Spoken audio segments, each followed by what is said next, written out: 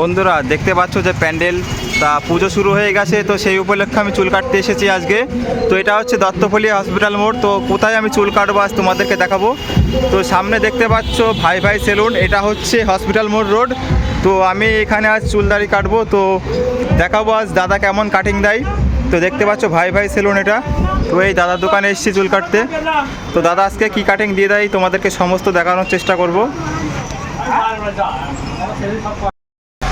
তো দেখতে পাচ্ছ চুলের অবস্থা কেমন আছে এখন, এবং গোপদারির অবস্থা কেমন আছে। তো দাদার দোকানে চলে এসেছি আমি, দেখা যাক আজ কেমন কাটিং দাদা দিয়ে দেয়। তো এর আগেও আমি দাদার কাছে চুল দাড়ি কাটতে এসেছি, খুব ভালো কাটে। তো এটা পুজোর কাটিং দেওয়া হবে, তার জন্য তোমাদেরকে দেখানোর চেষ্টা করবো আজ।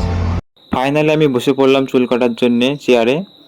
তো কাকা একজন বসে আছে, সে দেখছিল। তো আমি যেভাবে বলছিলাম দাদা চুল কাটতে হবে, তা কাকা শুনে হাসছিল। তার কারণ দেখো বন্ধুরা, এখনকার সময় সবাই কিন্তু একটু পেছনটা ছোট করে এবং মাথার উপর একটু বড় রাখে। তো আমি সেই হিসাবে দাদাকে বললাম, দাদা মাথার উপরটা বড় থাকবে এবং পাশ দিয়ে ছোট করবে, এবং দাড়ির দিকটা একটু ছোট করবে, একটু বড় রাখবে নিচের দিকটা। যাই হোক, দাদাকে বলার পর দাদা বলল ঠিক আছে ভাই, তো আপনারা যারা যাবেন এখানে আপনাদের কথা মতোই চুল কাটবে। তো দাদা খুব ভালো কাটিং দেয়, তার জন্যই দাদার কাছে আমি আসি। তো সত্যি অসাধারণ কাটিং দেবে আমি আশা করি একটা। তো দেখা যাক দাদা কেমন কাটিং দিয়ে দেয়। তো তোমাদের সবটা তুলে ধরবো কাটার পরে, তার কারণ এই মুহূর্তে ভিডিও করার মতো অবস্থায় নেই। তো ফাইনালি বন্ধু চুল কাটা হয়ে গেছে। তো দাদাকে বলেছিলাম মাথার ওপরে বড় রাখবে এবং পাশ দিয়ে ছোটো করবে। তো দাড়িটা একটু ছোট করবে এবং নিচের দিকটা একটু হালকা বড় রাখবে। তো সেই মতো দাদা চুলটা কেটে দিয়েছে এবং দাড়িটা রেখে দিয়েছে। তো আমার কিন্তু খুব ভালো লাগলো। তো তোমাদের কেমন লাগছে অবশ্যই কমেন্ট করবে। তো যাই হোক, চুল কাটা হয়ে গেল, তো খুবই ভালো লাগলো আমার।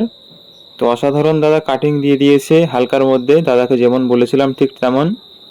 তো গোপটা রেখেছি একটুখানি অসুরের মতো। তো অসুর হচ্ছে আমার বড় একটা ফ্রেন্ড। যাই হোক, বন্ধু সাথে দেখা করতে যাব, তার জন্য একটু বন্ধুর মতো গোপটা রেখেছি। তো এই বছরের পুজোয় গোপটা একটু রাখা হয়েছে। অসুর আমাকে স্বপ্নে দিয়েছিল, ভাই তুই এরকমভাবে আসবি গোপটা মুড়িয়ে আমার সামনে। আমি অসুরের ভালোই বড় একটা ভক্ত। তো ফাইনালি চলে যাচ্ছি আজ ঠাকুর দেখতে যাব। তো যাই হোক, তোমাদেরকে সব কিছু তুলে ধরলাম এবং দেখালাম কোথায় আমি চুল কাটলাম আজ। তো ঠাকুর দেখতে যাব, যে যে যাবে অবশ্যই কমেন্ট করবে, যেহেতু আমি একা আছি বর্তমানে। তো এই বছরে মনে হয় একা একাই ঠাকুর দেখতে হবে। যাই হোক, আমি তোমাদেরকে অনেক ঠাকুর দেখানোর চেষ্টা করব।